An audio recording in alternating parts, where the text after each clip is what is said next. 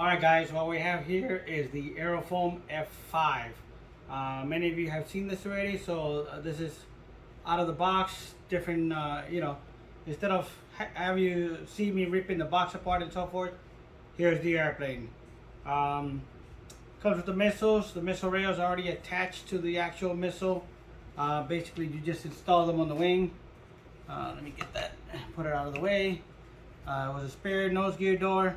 It is 3D printed, so it is flexible, and then it's a little warped from being in the heat on the transfer over there. The airplane comes with the usual accessories, carbon tube, some tubes for the vertical fin, and all the attachment screws. All the push rods are neatly labeled. Aileron and lift, which means aileron and elevator. Flap. And the actual wing screws are in here. The ones for the nose, it says wing and direction. Again, this is the wing screws that are right here that fell off of the little baggie. The baggie actually says just wing and direction. So the other one says head connecting. So by looking at the type of the screws, that just basically means the nose cone or the nose section of the airplane to connect the actual nose cone. It says head connection. So once we actually put the nose cone, excuse me, let me get the radio out of the way. Once we actually put the nose cone on it, you'll see that this is pretty big. Just like the other Aerofoam airplanes, it has the nose gear in the front, and it has a, let's see, landing gear door, rudder, which means steering. I'm assuming this is retract. And this is probably a light. It doesn't say anything in there, so that's probably for the light. Has the UBC just like any of the other Aerofoams. It's a different type or different brand, as I can see, but it does have still the two inputs. So 2 inputs for batteries. It is set right now at 7.4. I do see 2 leads coming out of it. So one of them would be for the brakes or retracts, and the other one should be for the receiver.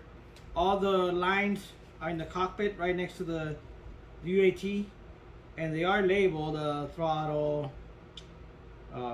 back flap, I don't know what that is, gear, rudder, throttle, etc, etc.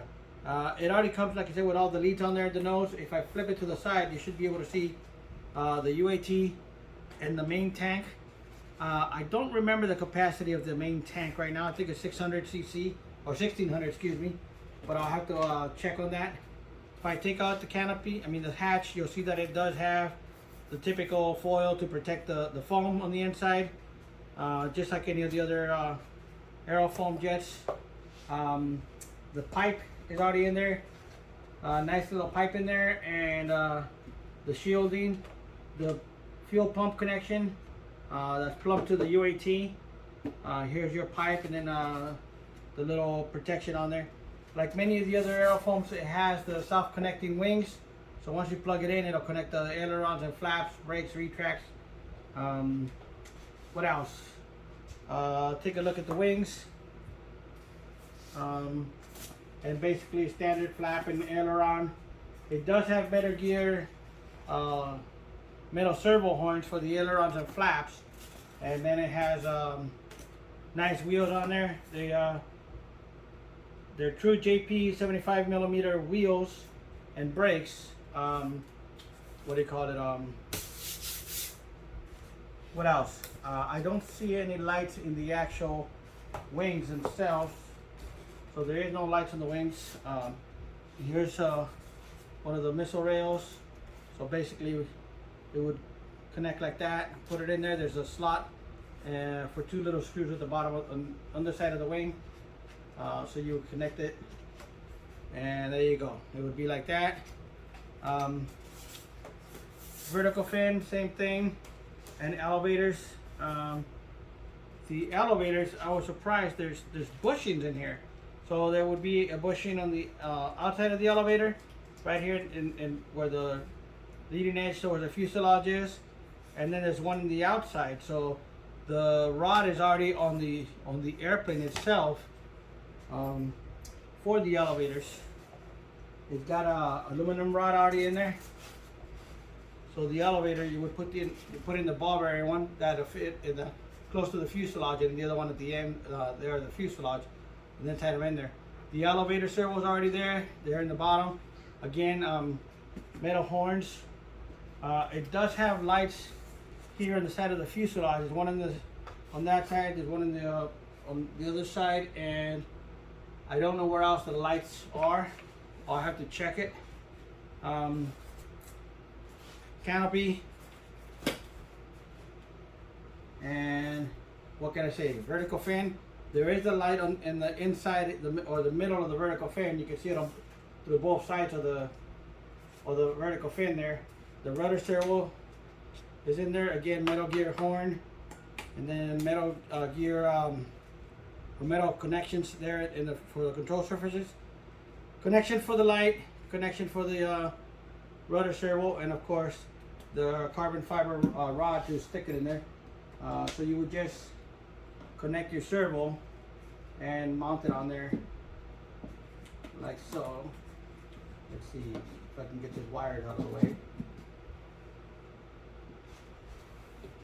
I don't want the canopy to fall off. So here you go. There's the vertical fin on top of the airplane. It's not completely in there, seated the way it needs to go. It just needs to go a little bit lower, but the servo cable is in the way. As far as the construction, it looks pretty basic. Bolt on the nose, connect your push rods for aileron, elevator, flap, rudder, so forth and so forth, and then mount your turbine. Like every other airplane, I'm going to take out the gas tank, look at it, and do a safety wire. That's just, standard procedure for me, standard process. It will be powered by A680, and there is no real manual for it yet, but I mean, the flaps, the ailerons, and the elevator, the rudder, for example, for the rudder, I believe it says the maximum throw, take it down to 60 to 80% or whatever the maximum throw. It says the same kind of stuff for the ailerons and the flaps. So once we determine exactly what the throws are, we'll have our own manual as usual, or we'll put that on the website. This can be purchased at Banana Hobby or Global Jet Club. Take your pick. And Jeremy's already flying one of these, so I don't have to reinvent the wheel. I'll just get the control throws from him and see what he's using. Even his son, 13-year-old Kyler, has been flying it, so should be fun. Thanks for watching. Have a good one.